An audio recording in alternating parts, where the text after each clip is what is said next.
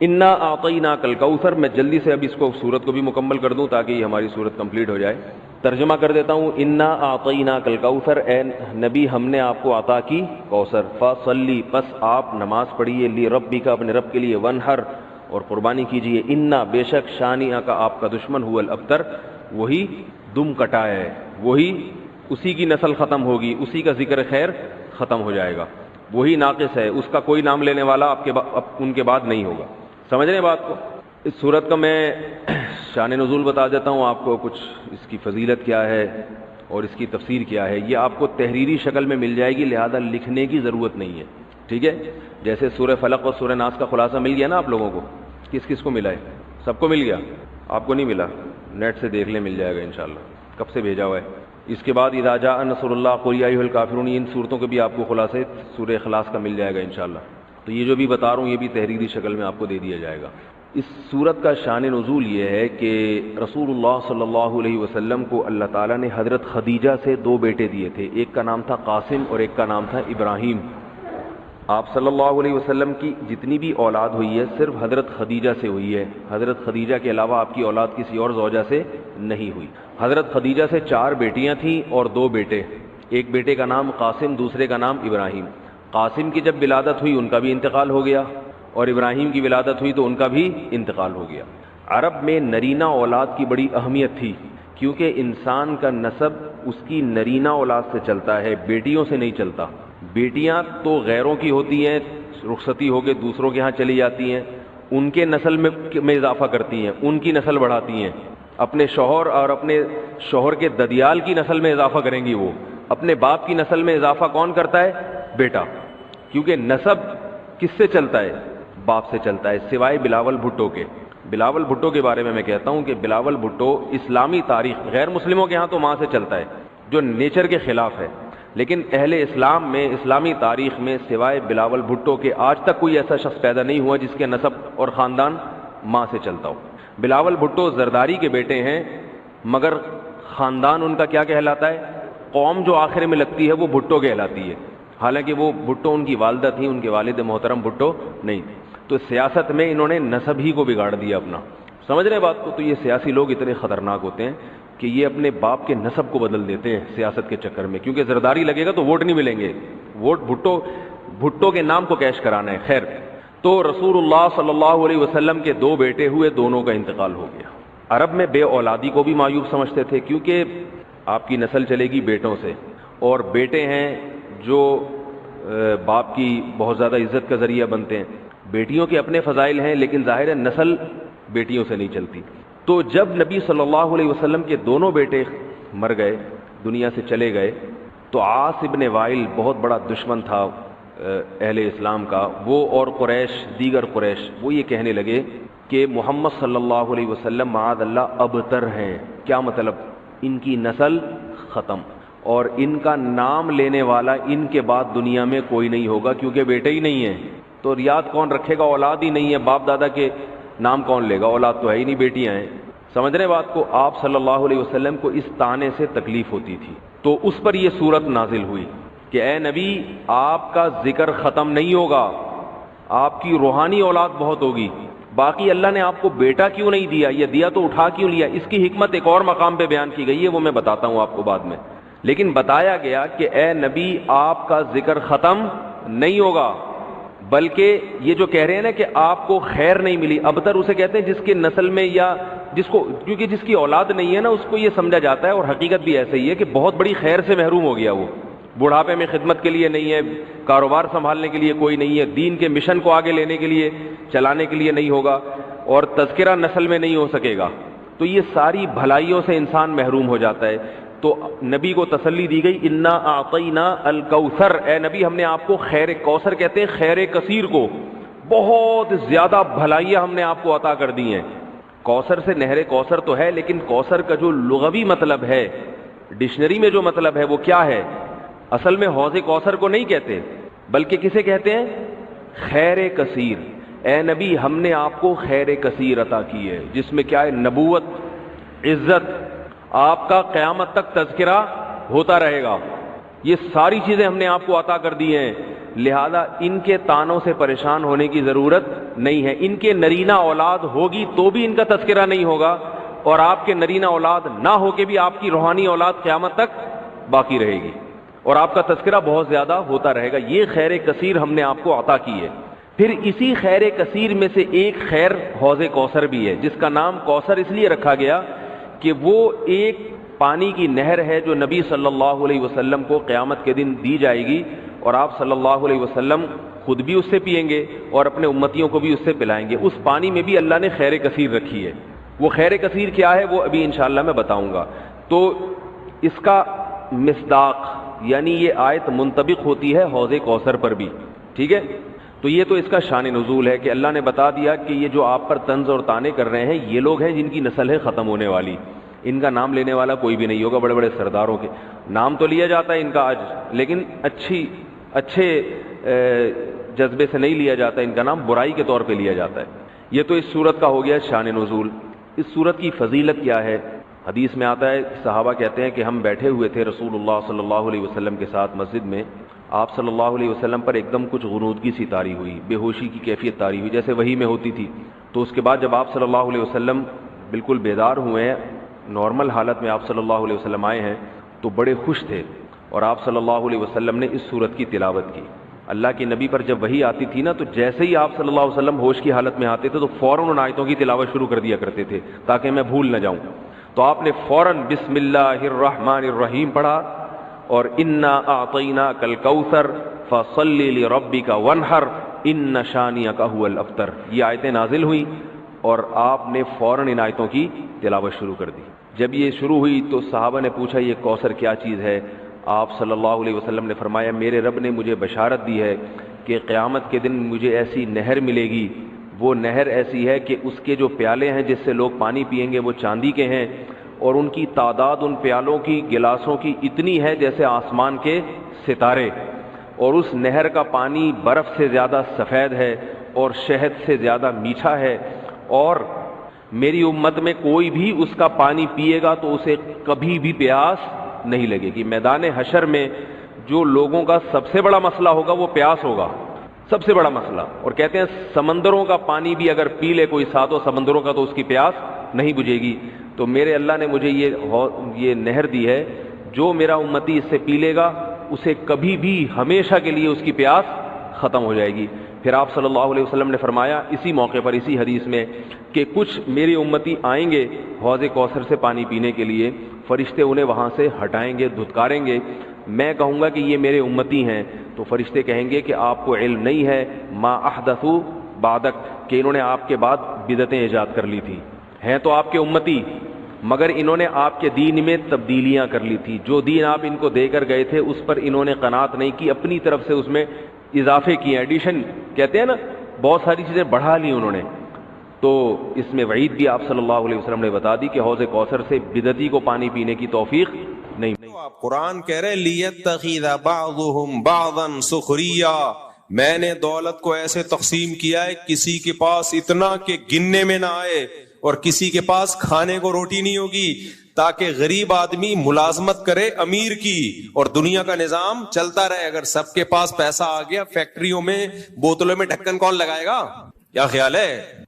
سارے ہی سائنٹسٹ پیدا ہو گئے، یہ ماں باپ بھی کہتے نا ہر بچے کو ہم نے ڈاکٹر بنانا، انجینئر بنانا ہے، بناؤ، بنے گا نہیں، کیونکہ سارے ڈاکٹر انجینئر اور کمپنیوں کے مینیجر بن گئے، تو بوتلوں میں کمپنیوں میں ڈھکن کون لگائے گا بیٹھ کے؟ کچھ لوگوں کی بوتل کا کام کیا ہوتا ہے؟ کیا لگا رہے ہوتے ہیں؟ ڈھکن، یہ بزنس جاب ہے ان کی۔ آپ کہہ سکتے ہو تو مشینیں آ گئی ہیں، تو مشین کا بٹن دبانے کے لیے کوئی چارٹرڈ اکاؤنٹنٹ تھوڑی آئے گا، وہ بھی تو کوئی ملازم ہی رکھا جائے گا نا۔ بہت دیکھ رہا ہوں میں یوٹیوب پہ نا، آج کل ریلیں آ رہی ہیں، پیسہ کماؤ، پیسہ ہی سب کچھ ہے، ہم تو حرم میں جا کے بھی دعا مانگتے ہیں پیسہ دے دے، بس پیسہ ہی پیسہ ہی پیسہ ہی۔ یہ وہ لوگ ہیں جن کے پاس پیسہ آیا اور ان کی کھوپڑی، بول لو نا، خراب آؤٹ ہو گئی، کھوپڑی خراب ہو گئی۔ ان کو دیکھ کے تو لگتا ہے نہ آئے پیسہ بھائی، ہماری کھوپڑی ایسی خراب نہ ہو جائے۔ ایسی ترغیب جس سے غریب ڈپریشن میں جانا شروع ہو۔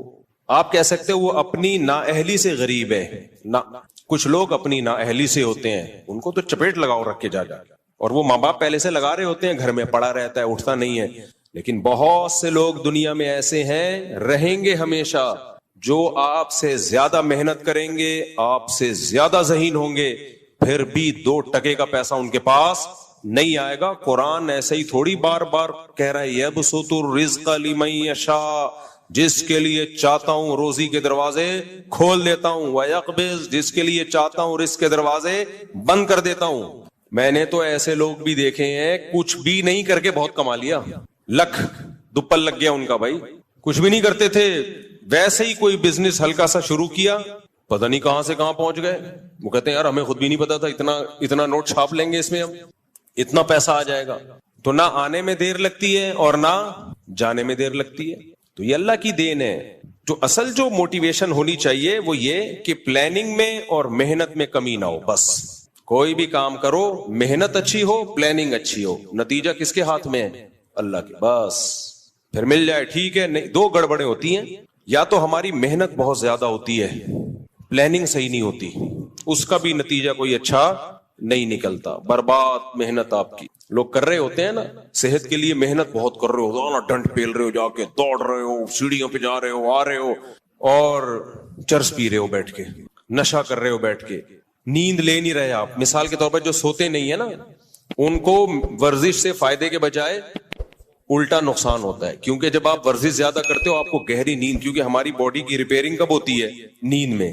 اب باڈی کو ریپیئرنگ کا, ڈینٹنگ پینٹنگ کا موقع دے نہیں رہے آپ, اور اس کو کھپائے جا رہے ہو, اپنی انرجی کو استعمال کرتے جا رہے ہو, تو بیڑا غرق ہو جائے گا باڈی کا.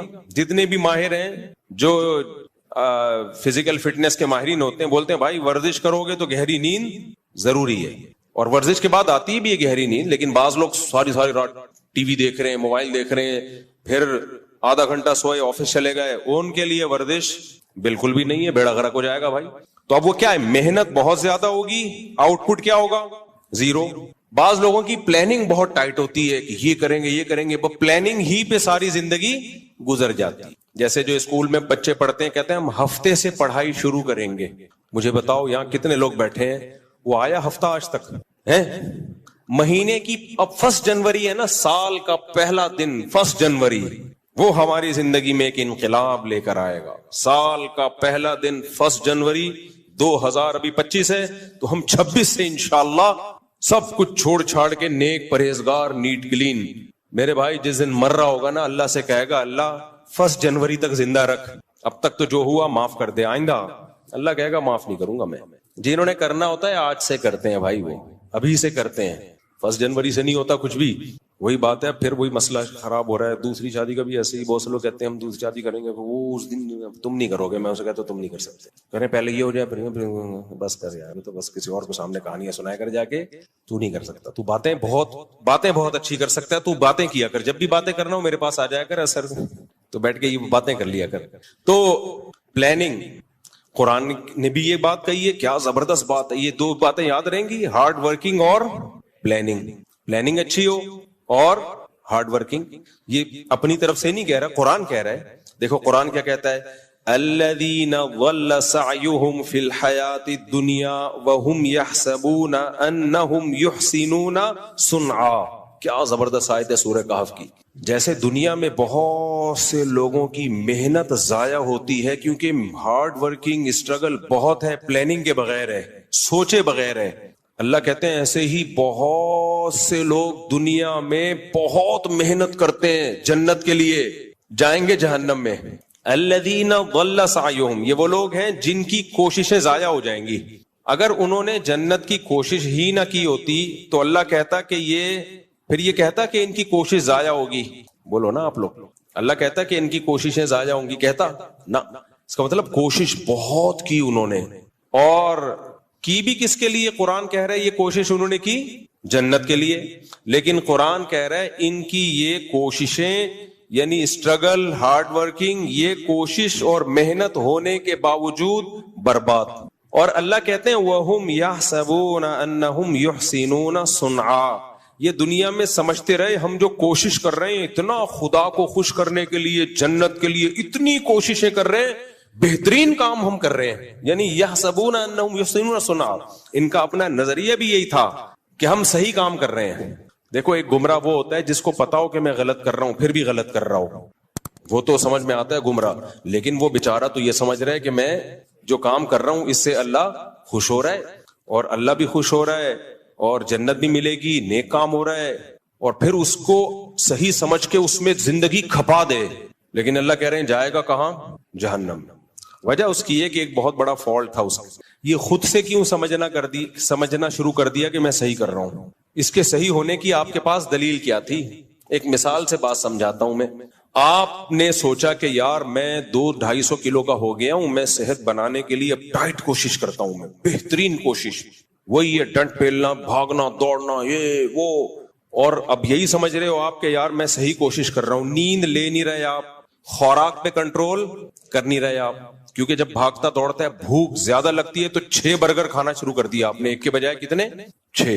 150 کلو میں 6 کا پتہ نہیں چلے گا، جو جس کا وزن 150 کلو ہو نا تو 6 تو دائیں بائیں جا کے کھانچے میں پتہ ہی نہیں چلتا۔ میرے پاس اتنے کلو کے لوگ آتے ہیں، ہر طبقہ آتا ہے، تو میں زیادہ نہیں بولوں گا، پھر بولیں گے ہمارا مذاق اڑا رہے ہیں، لیکن میرے پاس ایسے پیس آتا ہے نا، سب پیس آتا ہے۔ اچھا ایک بات بتاؤں بیان سے ہٹ کے، ابھی ایک صاحب ہیں ٹک ٹاک پہ آج کل، وہ بڑی موٹیویشن آ رہی ہے ان کی، ایسا میاں بیوی کے بہت حقوق بیان کر رہے ہوتے ہیں، میں تو اپنی بیوی سے جو ہے اتنی محبت کرتا ہوں، یہ وہ، ہو سکتا ہے کرتے ہوں، ویسے اس طرح کے لوگ اکثر میڈیا پہ کر رہے ہوتے ہیں، خیر کرتے ہوں گے، ہمیں اچھا گمان رکھنا چاہیے۔ وہ کہنے لگے یہ جو ہے نا شادی ہمیشہ اپنی ہم عمر میں ہونی چاہیے، یہ ڈفرینس بالکل صحیح نہیں ہے، بالکل غلط، آپ 30 سال کے ہیں تو 25-28 اتنی ہو، جبکہ یہ اسلام کا نظریہ نہیں ہے۔ تو میں اس لیے اس پہ بول رہا ہوں، یہ ساری چیزیں کہاں سے لے رہے ہیں؟ یورپ، امریکہ سے، جن کا اپنا کوئی فیملی سسٹم سرے سے رہا ہی نہیں ہے۔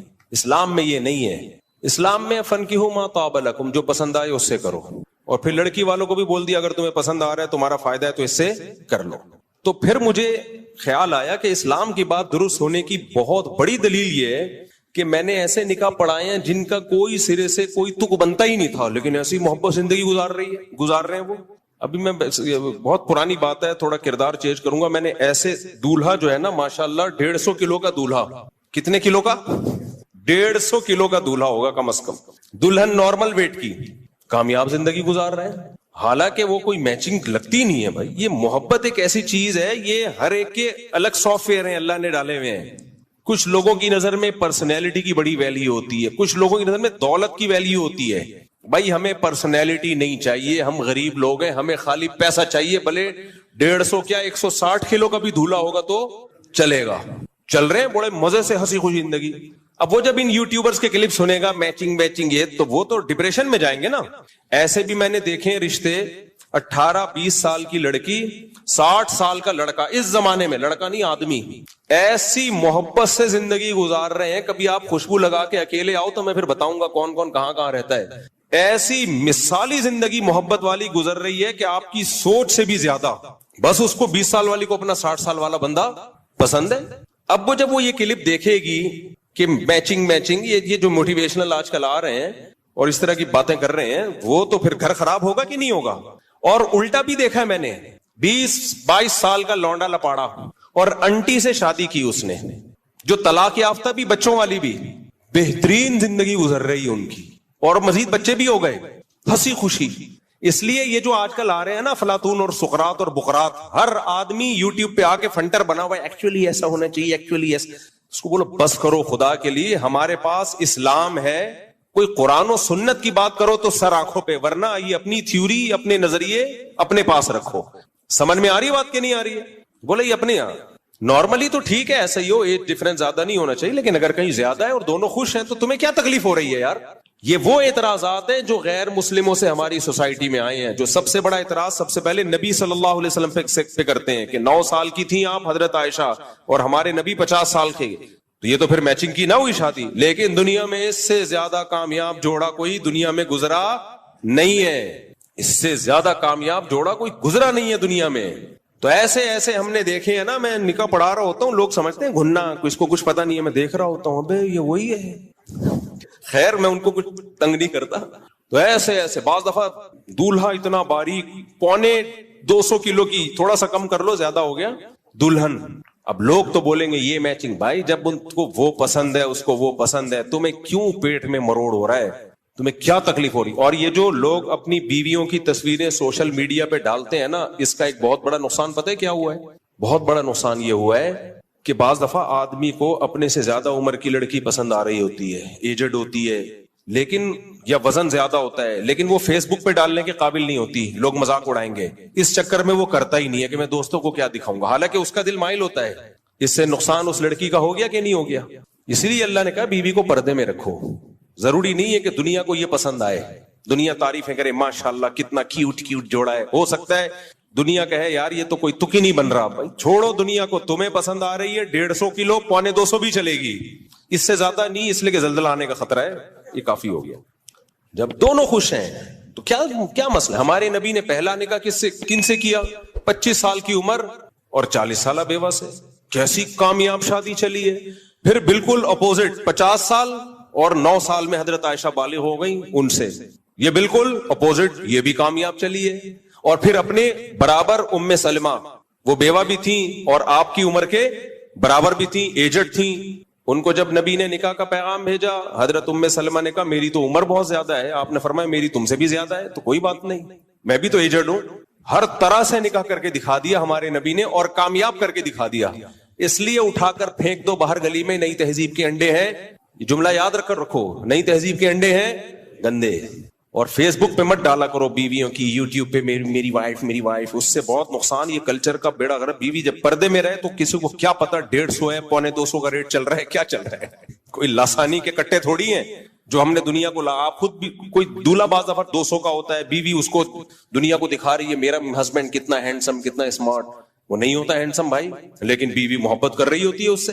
تو فیس بک پہ اپنی گھر کی چیزیں گھر کے اندر رکھو یار, خود آؤ تو اپنی فیملی لائف کو اس طرح سے پبلک کے سامنے مت لے کر آؤ, اس سے نقصان ہوتا ہے, اس سے نقصان ہوتا ہے. اور یوٹیوبر نے تو بیویوں کے ذریعے پیسے کمانے کا دھندا بنایا ہے. جس کا چینل نہ چل رہا ہو خوبصورت بیوی لے آتا ہے, اور پھر اس چکر میں شادی بھی خوبصورت سے ہی کر رہے ہیں کہ اس کو چینل پہ لانا ہے. اب بعض دفعہ ان کا بھی ایسا ہوتا ہے, ان کا دل کسی پہ آیا ہوا ہوتا ہے, لیکن وہ چینل پہ لانے کے قابل نہیں. دل ایسی چیز ہے, آپ کو دیکھو ہماری عمر 50 سال ہے تو, لیکن تجربے بھی بہت ہیں ہمارے. دل ایک ایسی چیز ہے جو کچھ دیکھتا ہی نہیں ہے, آڑے ترچے پہ بھی آ سکتا ہے. الائنمنٹ ہی آؤٹ ہوئی ہوئی ہے, اس پہ آ گیا دل, سیدھی بھی نہیں ہو سکتی الائنمنٹ. کالے پہ آ گیا, پیلے پہ آ گیا, نیلے پہ آ گیا, یہ ایسی چیز ہے. تو اللہ نے سب لڑکیوں کی بھی شادی کرا لی ہے, سب آدمیوں کی بھی. تو اس لیے اللہ نے یہ ایسے سسٹم ڈالے ہوئے ہیں کہ بدصورتوں کی بھی ہو جائے اور خوبصورتوں کی بھی ہو جائے, اور دل آئے بغیر تھوڑی ہوگی ہے. تو یہ اللہ کا نظام ہے بنایا ہوا, تو اس میں دخل اندازی کی کوشش مت کرو. سمجھتے ہو کہ نہیں سمجھتے؟ اس میں ٹانگ مت اڑاؤ. تو میں کہاں سے بات لے کے چلا تھا, کیا کر رہا تھا؟ ہاں, میں یہ عرض کر رہا تھا, دیکھو قرآن کہتا ہے الذین ضل سعیہم فی الحیات الدنیا, بہت سے لوگ ایسے ہیں دنیا میں ان کی کوششیں ضائع ہو جائیں گی. تو اس سے پتہ چلتا ہے کوشش انہوں نے بہت کی ہے لیکن ضائع ہو جائیں گی, اور وہ یہ سمجھ بھی رہے تھے کہ ہم ٹھیک کر رہے ہیں. تو اب میں اس کی مثال دے رہا تھا. اس کی دنیا میں ایسی مثال ہوگی کہ آپ نے اپنی صحت بنانے کے لیے صبح شام محنت محنت محنت, پاگلوں جیسی محنت کر لی آپ نے. آپ سمجھ رہے ہو کہ میری صحت بنے گی, لیکن آپ نیند نہیں لے رہے پراپر, کھانے پہ آپ کنٹرول نہیں کر رہے. تو بتاؤ یہ صحت مزید یعنی مزید بنے گی یا بگڑے گی؟ مزید اور بگڑ جائے گی اور خراب ہو جاؤ گے.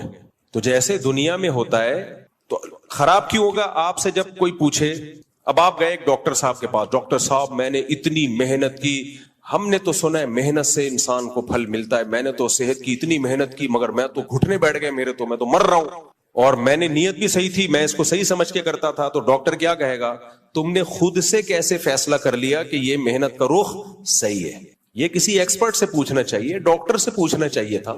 خود سے فیصلہ کر لیا مجھے جو بخار ہے اس دفعہ ملیریا لگ رہا ہے, خود سے فیصلہ کر لیا مجھے جو بخار ہے وہ گرمی کا بخار ہے, خود سے فیصلہ کر لیا کہ مجھے جو خارش ہو رہی ہے یہ دوسری شادی, استغفر اللہ, یہ جو ہے بہت سو کو دوسری شادی کی بھی شروع ہو گئی ہے, مجھے جو خارش ہو رہی ہے یہ جو ہے مچھر کے کاٹنے سے ہے. ابے خود سے کیسے؟ آپ کسی ایکسپرٹ سے پوچھو, وہ بتائے گا آپ کو.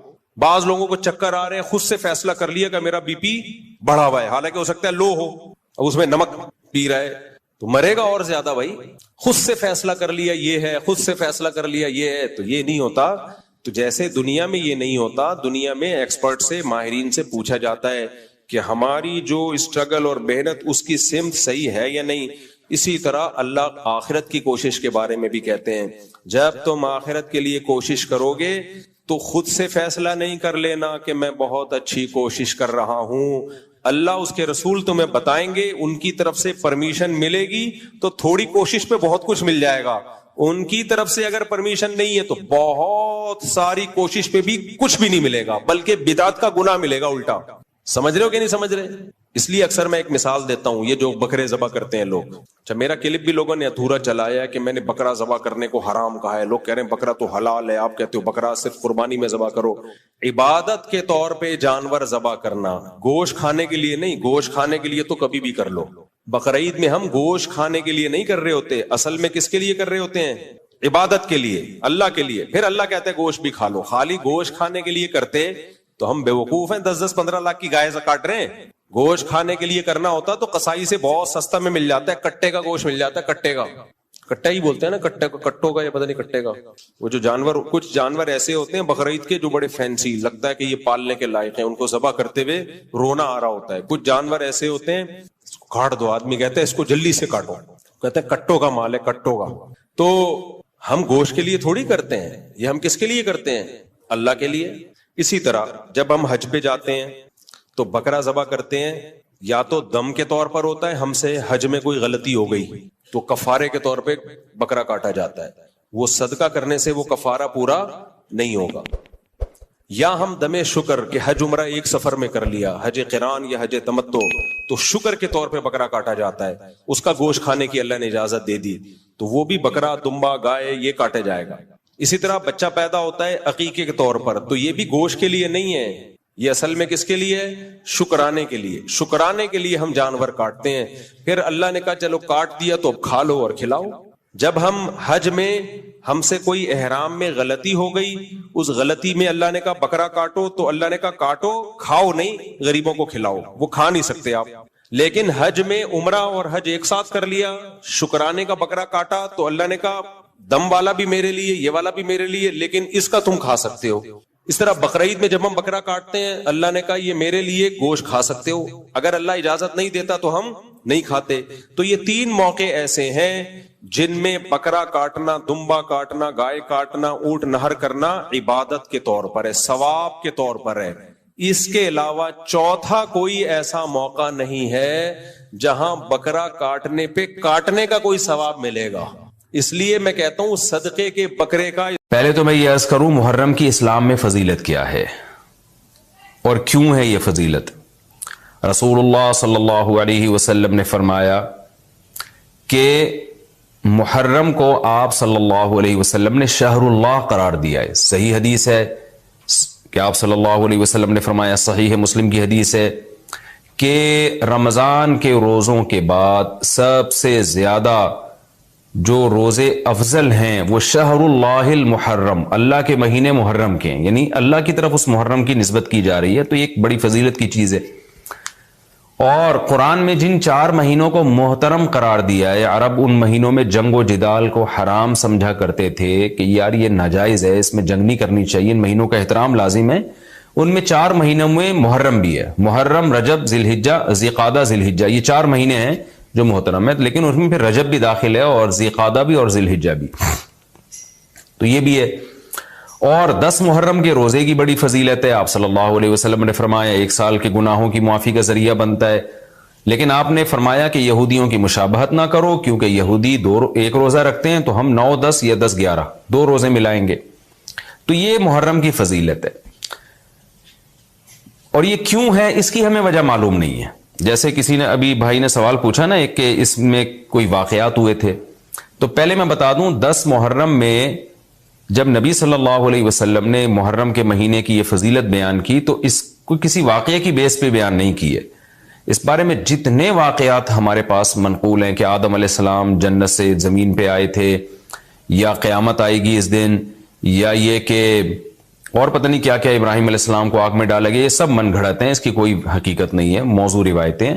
البتہ اس دن موسیٰ علیہ السلام اور بنی اسرائیل کو فرعون سے نجات ملی تھی, اس بارے میں روایت سندن بہتر ہے, یعنی اس کو مستند روایت کہا جا سکتا ہے. تو وہ یہ کہا جا سکتا ہے کہ 10 محرم کو موسیٰ علیہ السلام اور بنی اسرائیل کو اللہ نے فرعون سے نجات دی تھی. اسی بیس پہ یہودی روزہ رکھا کرتے تھے اس دن. تو یہ روایت کے علاوہ باقی جتنے بھی واقعات ہیں سب من گھڑت ہیں. باقی حضرت حسین رضی اللہ تعالی عنہ کو جو کربلا میں شہادت ملی ہے وہ تو 10 محرم، وہ تو فضیلت تو اسلام میں پہلے سے تھی. تو حضرت حسین رضی اللہ تعالیٰ عنہ کا واقعہ تو بعد میں ہوا ہے، تو اس سے حضرت حسین کی شہادت کو اور فضیلت مل گئی کہ آپ کو ایک مقدس دن میں اللہ تعالیٰ نے شہادت عطا فرمائی ہے. دیکھو اللہ تعالیٰ نے جو ہمیں قرآن میں آیات بتائی ہیں یہ سب ہمیں اللہ کی طرف کھینچتی ہیں کہ ہم اللہ کے بن کے رہیں. جیسا جیسے اللہ کہہ رہے ہیں ویسے کریں، اپنے عمل کو درست کریں. سورہ بقرہ میں اللہ کا ارشاد ہے لیس البر ان تولوا وجوہکم قبل المشرق والمغرب ولکن البر من آمن باللہ والیوم الآخر والملائکۃ والکتاب والنبیین. فرمایا ادھر ادھر منہ کر لینا یہ کوئی نیکی نہیں ہے. اصل نیکی یہ کہ پہلے اپنا ایمان درست کرو اور پھر وَأَقَامَ الصَّلَاةَ وَآتَى الزَّكَاةَ وَالْمُوفُونَ بِعَهْدِهِمْ، نماز قائم کرو، زکوٰۃ دو، معاہدوں کی پابندی کرو. اور وَآتَى الْمَالَ عَلَى حُبِّهِ، صرف اللہ سے محبت کی بیس پر ذوی القربہ رشتہ داروں کو پیسے دو، رشتہ داروں کو پیسے دو. والیتامى، یتیموں کو دکھ کھلاؤ، یتیموں پہ خرچ کرو. والمساکین، مسکینوں کو کھلاؤ. وابن السبیل، مسافروں پر خرچ کرو. الو نہ بناؤ مسافر کو کہ اس کو کیا پتہ یہاں کے ریٹ کا تو الو بناؤ اس کو، ایسا نہیں، مسافروں کا خیال کرو. تو یہ 4 قسم کے طبقے پر احسان کرو اور نماز بھی قائم کرو اور زکوٰۃ الگ سے دو. اور والصابرین فی البأساء والضراء، کوئی پریشانی آئے تو صبر کرو، چاہے وہ مالی پریشانی ہو، فی البأساء والضراء جسمانی پریشانی. وحین الباس، اگر میدان جنگ میں لڑنا پڑے تو میدان جنگ میں صبر سے لڑو. اولئک الذین صدقوا، اللہ فرماتے ہیں جن لوگوں کی یہ صفات ہیں یہ ہیں سچے ایمان کے دعوے میں. ہم لوگوں نے اسلام کو بھی ایک، یعنی یوں سمجھیں کہ ایک فیشن ہوتا ہے نا، مختلف قسم کے موسموں میں مختلف قسم کی ایکٹیویٹیز ہوتی ہیں. محرم میں ہمارے ایک نئی قسم کی ایکٹیویٹیز ہوتی ہیں. ربیع الاول میں الگ قسم کے مسلمان بنے ہوتے ہیں ہم لوگ، ٹھیک ہے نا. تو یہ 2 مہینے خاص طور پر ایسے ہیں جس میں یہ 2 مہینے کی جتنی ہماری ایکٹیویٹیز ہیں وہ سب ہم اخپل طریقے سے گزارتے ہیں. جس طرح اللہ اس کے رسول نے بتایا اس طرح سے نہیں گزارتے. اسلام میں کسی کی یوم ولادت یا یوم شہادت یا یوم وفات اس کو کوئی اہمیت نہیں دی گئی ہے. اگر دی گئی ہوتی تو سب سے پہلے محمد صلی اللہ علیہ وسلم کا یوم وفات کا دن ایسا تھا کہ اس پہ ہمیں غم منانے کا حکم دیا جاتا، اور یوم ولادت ایسی تھی جس پہ ہمیں خوشی منانے کا حکم دیا جاتا. کہیں بھی نہیں ملتا ہمیں. بعض حضرات یہ کہتے ہیں کہ آپ صلی اللہ علیہ وسلم کو خواب آیا تھا جس میں بتایا گیا کہ آپ کے نواسے حضرت حسین جو جنت کے سرداروں کے، جنت کے نوجوانوں کے سردار ہیں، ان کو آپ کی امت شہید کرے گی. تو آپ بلک بلک کے رونے لگے. اس سے بعض لوگ استدلال کرتے ہیں دیکھو غم حسین میں رونا چاہیے. تو یاد رکھو نبی صلی اللہ علیہ وسلم کو جب اطلاع ملی آپ کو غم ہوا آپ روئے. تو جب بھی کوئی غم کسی کو پہنچتا ہے اس کی آنکھوں سے آنسو نکلنا یہ نیچرل ہے. تو ایسی خبر کو سن کے آپ کو رونا آ جائے تو یہ سنت ہے، اس میں کوئی حرج نہیں ہے. لیکن کیا ہر سال نبی صلی اللہ علیہ وسلم جس دن یہ خواب آیا تھا تو اگلے سال اسی تاریخ میں دوبارہ روئے، پھر اسی تاریخ میں دوبارہ روئے؟ بھائی جب غم کی خبر ملی تو روئے آپ صلی اللہ علیہ وسلم. حضرت جعفر طیار آپ کے چچا زاد بھائی، ان کی شہادت کی آپ کو اطلاع ملی تو بھی آپ کے آنکھوں سے آنسو جاری ہوئے. تو کیا اب حضرت جعفر کے غم میں رونا بھی سنت ہوگا؟ بولو نا بھائی. اگر آپ صلی اللہ علیہ وسلم حضرت عثمان کے دور میں زندہ ہوتے اور اس طرح بے دردی سے حضرت عثمان کو شہید کیا جاتا تو کیا آپ نہ روتے ہیں بھائی؟ تو پھر حضرت عثمان کی یوم شہادت پہ رونا بھی کیا ہے؟ سنت ہونا چاہیے نا. حضرت عثمان کی شہادت کی نبی کو اطلاع ملی تھی، وہ جھوٹی افواہ تھی. صلح حدیبیہ کے موقع پر آپ صلی اللہ علیہ وسلم نے حضرت عثمان کو قاصد بنا کے بھیجا. اطلاع ملی کہ ان کو شہید کر دیا. آپ ایسا درد اور ایسا غضبناک ہوئے کہ آپ نے 1400 صحابہ سے موت پر بیعت کی.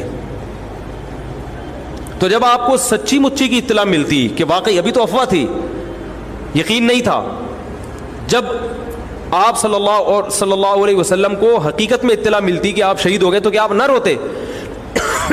آپ صلی اللہ علیہ وسلم کو اپنی نواسی آپ کی گود میں تھی, اس کا انتقال ہوا, آپ کی آنکھوں سے آنسو جاری ہوئے. صحابہ نے کہا یا رسول اللہ آپ تو ہمیں صبر کی تلقین کرتے ہیں, آج آپ رو رہے ہیں. تو فرمائیے اللہ کی رحمت ہے, یہ تو اللہ کی رحمت ہے بھائی, اولاد ہے میری. تو کیا جب حضرت وہ جو آپ صلی اللہ علیہ وسلم کی نواسی کا انتقال کی تاریخ آئے گی تو ہم سب روئیں گے بیٹھ کے؟ بولو نا بھائی. تو کہاں کی کہاں لگا دیتے ہیں. دیکھو ہر بدعت کو جائز کرنے کے لیے نا کچھ دلیل ہر ایک کو مل جاتی ہے. تو میں بار بار کہتا ہوں جو شیعہ حضرات ہیں ان کا مسلک ہے, وہ تو صحابہ کو نہیں مانتے, تو ان کا جو مسلک ہے ان کو کرنے دیں, ان کے کام میں ٹانگ نہ اڑائیں, نہ ان سے بحث کریں, نہ ان کے کام میں ٹانگ اڑائیں. بولے بھائی آپ کا مسلک ہے آپ کریں. میں کہتا ہوں جو سنی لوگ ہیں جن کے اصول ہی الگ ہیں ان سے, وہ یہ سب کیوں کر رہے ہیں؟ بھائی یا تو ادھر ہو جاؤ, شیعہ بن جاؤ, کس نے روکا ہے؟ کوئی گورنمنٹ کی طرف سے پابندی تھوڑی ہے, کوئی پابندی نہیں ہے. آپ شیعہ بن جائے کوئی نہیں روکے گا آپ کو. کوئی شیعہ سنی بننا چاہے اسے کوئی نہیں روکتا, کوئی سنی شیعہ بننا چاہے اسے کوئی نہیں روکتا. لیکن جب آپ سنی ہیں تو پھر آپ کو ان اصولوں پہ چلنا پڑے گا جو اہل سنت والجماعت علماء نے بتائے ہیں. اہل سنت والجماعت کے ہاں رونا عبادت نہیں ہے. ہاں آپ نے کسی دن کربلا کا واقعہ سنا, چاہے محرم میں سنا, ربیع الاول میں سنا, حضرت حسین رضی اللہ تعالیٰ عنہ کی ایک جو دردناک شہادت کا واقعہ آپ نے سنا, آپ کو رونا آ گیا, تو یہ عین ایمان کی علامت. میرے بیان اب ویڈیو ریکارڈ ہوتے ہیں, پہلے ریکارڈ نہیں ہوتے تھے, آڈیو چلتے تھے. تو میں نے 2 دفعہ زندگی میں پہلی دفعہ جب یہ واقعہ بیان سنا, بیان کے دوران میں بھی رو رہا تھا اور سننے والے بھی رو رہے تھے, نیچرلی آ گیا رونا. پھر دوبارہ میں نے یہ واقعہ بیان کیا, مجھے بھی رونا آ گیا اور سننے والوں کو بھی آ گیا. یہ نیچرل جو آ گیا. لیکن اگر میں اس لیے بیٹھوں کہ میں روؤں, آج میں پروگرام ہے باقاعدہ, بولو بھائی, رونے کا, اور آپ کو بھی رلاؤں گا. اور وہ محرم کا واقعہ میں اگر ربیع الاول میں بیان کروں گا تو رونا آ گیا مجھے. تو جو خود سے کسی کا واقعہ سن کے رونا آ جائے اس پہ پابندی نہیں ہے, بلکہ اہل بیت سے محبت کی علامت ہے. لیکن یہ واقعہ جب ہم نے بیان کیا حضرت حسین کا تو مجھے رونا آیا. بالکل اسی طرح رونا جب حضرت عثمان کا واقعہ بیان کیا تو بھی آیا. ظلم تو ان پر بھی ہوا تھا, کوئی کم تھوڑی ہوا تھا. بلکہ مجھے یاد ہے جب میں نے پہلی دفعہ نبی صلی اللہ علیہ وسلم کی سیرت پڑھی, بالکل چھوٹا بچہ تھا میں اس وقت, میری عمر 9 یا 10 سال ہوگی, اور وہ آپ صلی اللہ علیہ وسلم کی وفات کا واقعہ لکھا تھا. تو اتنے بچے میں تو اتنی سمجھ نہیں ہوتی, لیکن جب مجھے یاد ہے میں پڑھ رہا تھا تو مسلسل آنکھوں سے آنسو بہ رہے تھے. ایسا دردناک واقعہ نبی صلی اللہ علیہ وسلم کی وفات کا. تو وہ تو کسی کے بھی وفات کی خبر جب ہم سنتے ہیں تو نیچرلی رونا آتا ہے انسان کو. کبھی وہ انسان کوشش تو برداشت کرنی چاہیے. لیکن اب ہمارے ہاں واقعات سنا کے باقاعدہ رونے کے پروگرام ہوتے ہیں. یہ اسلام کی تعلیمات نہیں ہے, یہ اسلام کی تعلیمات نہیں ہے. کیونکہ اسلام میں صبر کا حکم ہے. جو خود سے رونا آ جائے نا انسان کو تو وہ ایک نیچرلی ہے. اور کربلا کا واقعہ صرف اس نیت سے بیان کرنا کہ تاکہ میں بھی روؤں آپ بھی رو, یہ غلط ہے. یہ اہل سنت والجماعت کے ہاں یہ اسلامی تعلیمات کے منافی ہے. سمجھ میں آ رہی ہے بات کہ نہیں آ رہی؟ اور کسی مخصوص دن کے ساتھ تو ویسے بھی خاص نہیں ہے یہ. اور ویسے بھی شریعت میں صحیح بخاری مسلم کی حدیث ہے, آپ صلی اللہ علیہ وسلم نے نوحہ کرنے والی عورتوں پہ لعنت, نیاحہ کہتے ہیں چیخنا چلانا. آپ کو پتہ ہے زمانے جاہلیت میں جب کسی کی میت ہوتی تھی تو باقاعدہ پیسے دے کے عورتوں کو رلوایا جاتا تھا, پیسے دے کے. آج بھی بہت جگہوں پہ یہ ہو رہا ہے, پیسے دے کے رلوایا جاتا ہے. تو نبی نے تو ان عورتوں پہ لعنت کی ہے جو فری میں روتی ہیں, پیسے دے کے نہیں, جو فری میں میت پہ روتی ہیں.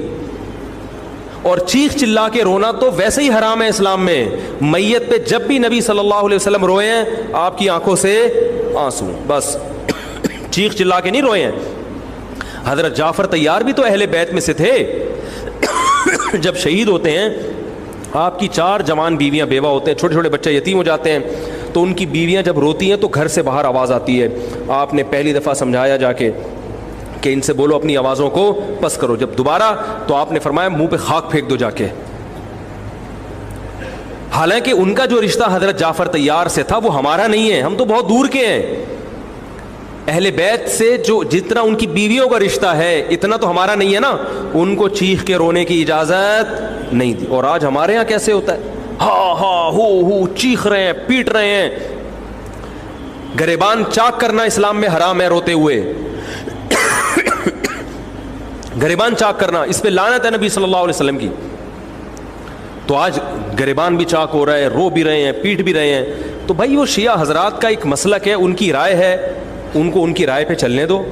آپ جو اہل سنت والجماعت کو فالو کرتے ہو تو یا تو ادھر ہو جاؤ یا ادھر ہو جاؤ, درمیان میلہ لٹکو.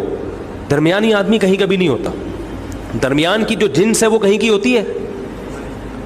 وہ بیچارہ نہ مرد سے شادی کر سکتا ہے نہ عورت سے. وہ کہتا ہے یا اللہ اگر مجھے آپشن دیتا یا تو ادھر کر دیتا, یا وہ تو ایک اللہ نے آزمائش بنا دی اس کو بیچارے کو. وہ آزمائش ہے, اسی آزمائش پہ اس کو قیامت کے دن اجر ملے گا. لیکن اپنے اختیار سے انسان بیچ کا بننے کی کوشش کرے یہ ٹھیک نہیں ہوتا. اپنے اختیار سے یا تو شیعہ بن جاؤ یا پورے سنی بن جاؤ. تو اہل سنت حدیث کی کتابوں کو فالو کرتے ہیں, اور جو ہماری بخاری مسلم ہے شیعہ حضرات نہیں مانتے ان کتابوں کو, وہ نہیں فالو کرتے ان کو. تو ہم تو ان کو فالو کرتے ہیں. اگر آپ کہتے ہو میں نہیں مانتا ان حدیثوں کو, تو پھر بہت ساری چیزیں اور بھی ہیں وہ بھی چھوڑ دو. پھر آپ سمجھ میں آ رہی ہے بات, پھر وہ بھی چھوڑ دو. تو ہم تو ان کتابوں کو فالو کرتے ہیں. ہمارے نبی صلی اللہ علیہ وسلم کے حکام ہیں میت پہ رونا پیٹنا منع. جب حضرت حسین رضی اللہ تعالی عنہ کا قتل ہوا ہے کربلا میں, اور یقیناً یہ بہت بڑا بدترین ظلم تھا تاریخ کا, تو حضرت جو آپ کے اہل بیت جو باقی بچ گئے تھے ان کا کیا ری ایکشن تھا, جو صحیح اسناد سے جو چیزیں ثابت ہیں ان کا کیا ری ایکٹ تھا. کیا امام زین العابدین نے اس طرح سے نوحے کیے تھے کہ آپ نے سینوں کو پیٹا تھا؟ انہوں نے صبر کیا تھا انہوں نے. اور یہی اہل بیت کی شان تھی. تبھی تو قرآن کے الفاظ کیا ہیں کہ نیکی صرف یہ نہیں ادھر ادھر منہ کر کے نمازیں پڑھ لو, بلکہ والصابرین فی البأساء, جو پریشانیوں کے وقت کیا کرتے ہیں, صبر. تو ہماری نظر میں حضرت حسین کا قتل بھی ایک بہت بڑی ٹینشن, بہت بڑی پریشانی, مگر اس پر ہمیں صبر کا حکم ہے. اگر ہمارے اندر انتقام کی طاقت ہوتی تو انتقام لے لیتے ہم. جو بھی قاتلان حسین تھے ہمیں پتہ چلتا کہ یہ ہے, ہم انتقام لیتے ان سے. اگر انتقام نہیں لے, وہ تو چلے گئے دنیا سے اپنے ٹھکانوں کو, جو جس نے جہنم رسید ہونا تھا وہ تو جہنم رسید ہو چکا ہے. اور اللہ نے حضرت حسین رضی اللہ تعالی عنہ کو شہادت کی برکت سے جنت کے جوانوں کا سردار بنا دیا ہے. تو جس کا جو ٹھکانہ تھا, جس ملعون نے جہاں جانا تھا وہ چلا گیا. اب قرآن کیا کہہ رہا ہے, تلک امۃ قد خلت. جہاں بھی قرآن ایسے واقعات بیان کرتے, یہ قوم تھی جو گزر گئی. لہا ما کسبت, جس نے جو کیا اس کا بدلہ ملے گا. ولکم ما کسبتم, اب تمہارے اعمال اللہ دیکھے گا. اعمال کا مطلب دیکھے گا جن چیزوں کو اللہ نے حلال کیا تم اس پر عمل کرتے ہو, جن چیزوں کو حرام قرار دیا اس سے بچتے ہو کہ نہیں بچتے, یہ چیزیں دیکھی جائیں گی. تو محرم کے ایک الگ, ہمیں محرم نبی صلی اللہ علیہ وسلم کی زندگی میں ہمیشہ آیا ہے, اس میں کیا احکام ہے. محرم میں آپ نے نکاح بھی کیا ہے, محرم منحوس نہیں ہے. محرم تو اشہر حرم میں سے ہے, برکت والا مہینہ ہے. اس میں جو کام کیا جائے گا اس میں برکت ہوگی. اس میں شادی بیاہ کریں گے اس میں انشاءاللہ برکت ہوگی. اس میں کوئی اور عبادت کریں گے اس میں برکت. نبی صلی اللہ علیہ وسلم نے محرم کی الگ فضیلت بیان کی کہ اس میں عبادت کا ثواب, محرم کے روزوں کا ثواب عام مہینوں سے زیادہ ہے. تو یہ سب ہماری شریعت کی تعلیمات ہیں. تو ہمیں ایک طرف ہو جانا چاہیے, ہمیں اسی کو فالو کرنا چاہیے. ہاں یہ وہ دور نہیں ہے کہ آپ دوسروں پہ جا کے انگلیاں اٹھائیں, تم یہ کیوں کر رہے ہو, یہ کیوں, بس چھوڑ دو اس کو. جو جب اس کو سمجھ میں آئے گی تو آ جائے گا, نہیں آئے گی تو 73 فرقے ہیں نا, تو یہ آپ تھوڑی ختم کرو گے, یہ حضرت عیسیٰ علیہ السلام آ کے ختم کریں گے. تو جو کام عیسیٰ علیہ السلام کا ہے وہ خود کرنے کی کوشش بولو بھائی مت کرو. آپ دیکھو کہ ان میں جو صحیح ہے اس کو فالو کرو, باقی بھائی جیسا کر رہے ہو. ہمارے پاس نہ کوئی پولیس ہے نہ کوئی پاور ہے, پولیس بھی ہوتی تو بھی کچھ نہیں کرتی. ہم اگر پولیس میں ہوتے تو کیا کر لیتے. فساد ہوتا ہے ان چیزوں سے. افغانستان میں جب طالبان کی حکومت تھی, او بھائی کون سی والی گھڑی صحیح ہے, میری گھڑی میں تو کیا ٹائم ہو رہا ہے, کبھی آگے چلیے. اچھا پھر ابھی بس اذان ہونے والی ہے, ٹھیک ہے بتا. تو کیا کہہ رہا تھا یار میں, وہاں افغان طالبان کی جب حکومت تھی 5 سال، تو انہوں نے بھی شیعہ کے امام بارگاہ کو ختم نہیں کیا تھا. سمجھ رہے ہیں بات کو؟ ایک حد بندی کر دی تھی، ختم نہیں کیا انہوں نے بھی شیعوں سے صلح کی تھی، مذاکرات کیے تھے. بھائی ٹھیک ہے، آپ اپنی امام بارگاہ کے اندر جو آپ کی ایکٹیویٹیز ہیں آپ وہ کرو. حالانکہ کتنی پاورفل حکومت تھی، اس لیے کہ اتنی بڑی تعداد میں انہوں نے کہا بھائی ہم کیسے پابندی لگائیں،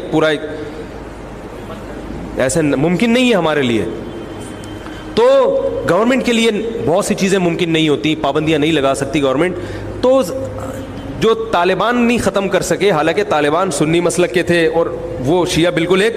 میں نے وہاں امام بارگاہ میں اذانیں بھی سنی ہیں، ریڈیو پہ اذان آتی تھی امام بارگاہ سے، میں نے خود سنی ہے کہ بھائی میں نے یہ کہاں سے آ رہی ہے، افغانستان سے میں اس وقت اذان. افغانستان کا چینل اس وقت آتا تھا طالبان کا اردو میں چینل، تو اس میں اذان آ رہی ہوتی تھی شیعہ حضرات کی. تو فرقواریت کا یہ طریقہ ختم کرنے کا نہیں ہے کہ آپ جا کے ان کو چھیڑیں، تنگ کریں. بھائی یہ بہت عرصے سے چلے آ رہے ہیں، چلتے رہیں گے. جو صحیح ہوگا اس کو حضرت عیسیٰ علیہ السلام نافذ کر دیں گے، جو غلط کو ڈیلیٹ کر دیں گے خود ہی. اگر ہم غلط ہوئے تو حضرت عیسیٰ علیہ السلام سب سے پہلے ہماری گردنیں اڑا کے ہمیں ڈیلیٹ کر دیں گے، ٹھیک ہے نا. اگر وہ غلط ہوئے تو ان کو ختم کر دیں گے. تو یہ ان کا کام ہے، آج کسی کے بس میں یہ نہیں ہے. تو میں یہ اس لیے کہہ رہا ہوں کہ لڑو مت، گالی گلوچ مت کرو، فیس بک پہ ایک دوسرے کے خلاف نیگیٹو کمنٹس مت کرو، کیونکہ ہم اختلافات کے متحمل نہیں ہیں. ہمیں بہرحال قومی سطح پہ ایک ہی بن کے رہنا ہے. پاکستان کے مقابلے میں جو ہمارے دشمن ہیں ان کے مقابلے میں ہمیں ایک بن کے رہنا. جہاں تک مذہب کا تعلق ہے، بھائی آپ کا مسلک اجازت دیتا ہے آپ کریں، ہمارا مسلک ہمیں اس کی اجازت، ہمارا مسلک ہمیں ماتم دیکھنے کی بھی اجازت نہیں دیتا. سمجھ میں آ رہی ہے بات؟ ہمیں دیکھنے کی بھی اجازت نہیں، ہم دیکھیں گے بھی نہیں. آپ کا مسلک ہے آپ کریں. تو لڑنا بھڑنا نہیں ہے. میں صرف یہ کہہ رہا ہوں کہ ایک طرف ہو جاؤ، یا ادھر یا بولو بھائی ادھر ہو جاؤ. تو ہم یہ چیزوں کو غلط سمجھتے ہیں، نہ ماتم کو جائز سمجھتے ہیں، نہ رونے پیٹنے کو جائز سمجھتے ہیں. جس طرح سے رویا جا رہا ہے، کسی کو واقعہ کربلا سن کے رونا آ جائے، یہ ایمان کی علامت ہے اہل بیت. لیکن یہ کوئی سنت عمل نہیں ہے کہ باقاعدہ اس کو رلانے کے لیے آرڈر پہ بٹھایا جائے کہ چلو کربلا کا واقعہ سن کے رونا سنت ہے تو آپ بیٹھو تو رو. ایسا نہیں ہے، کچھ ایسی شریعت میں نہیں ہے. اللہ تعالیٰ سے دعا ہے کہ اللہ تعالیٰ ہمیں اہل سنت والجماعت میں اگر ہم ہیں تو حقیقی معنوں میں اس میں داخل کر لے، اور پھر اسی کو فالو کرنے کی توفیق عطا فرمائے اور ملک کو بدامنی سے محفوظ فرمائے. ایک تو KPK کے ایک بہت بڑے عالم حضرت مولانا شیخ ادریس صاحب، حضرت مولانا